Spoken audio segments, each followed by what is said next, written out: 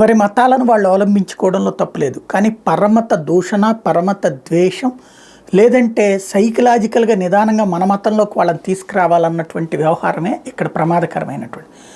Love జిహాద్ అంటూ చాలా నెలలుగా లేదా చాలా ఏళ్లుగా వస్తున్నటువంటి ప్రచారం ఏదైతే ఉందో, ముస్లిం సామాజిక వర్గం వాళ్ళు, అంటే క్రిస్టియన్స్ ఏమో మత మార్పిడి ఫ్యామిలీలనే చేస్తున్నారంటే, ముస్లింలు లవ్ జిహాద్ చేస్తున్నారు. ఏదైతే ఆడపిల్లల్ని నిదానంగా, అంటే ఈ ముస్లిం అమ్మాయితో స్నేహం చేస్తే తన బ్రదర్కో తన బంధువులకో తన స్నేహితురాళ్ళని పరిచయం చేస్తూ నిదానంగా వాళ్ళని ఆ మతం వైపుకి అలవాట్లు చేస్తూ చేసుకెళ్తున్నారు.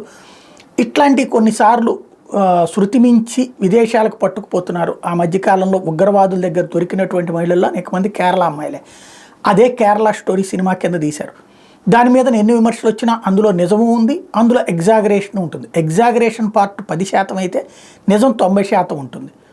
అది అక్కడ అసలు అంశం. ఇప్పుడు ఆ వ్యవహారానికి సంబంధించి దూరదర్శన్లో సినిమాని ప్లే చేశారంటూ ఆగ్రహంతో రగిలిపోతుంటే ఒక సెక్షన్ ఆఫ్ పీపుల్ రెండవ వైపున ఇంకొక కోణం వెలుగు చూస్తుంది. అదేంటయ్యా అంటే,